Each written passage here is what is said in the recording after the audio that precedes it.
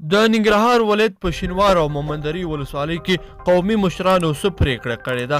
د دې وروسته که څوک داعش یا طالبانو لیکو ته ورغلل څه به ورسره کیږي. ویډیو تر اخره را سره وګورئ، په ټولو شیانو به پوه سئ. ګرانو کتونکو او مینوالو السلام علیکم.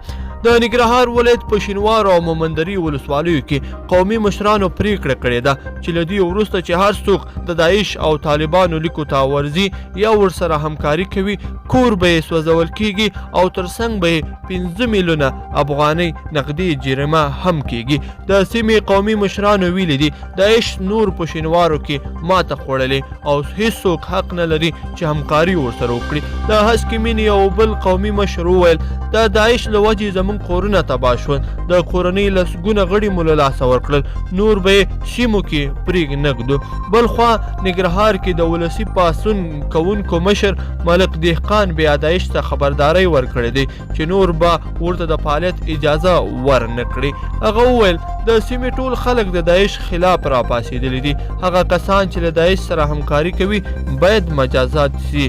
تمه ده چې د ننګرهار ولایت شینوار ولسوالۍ کې د سیمه ییزې اردو ټولۍ قول اردو هم جوړ شي.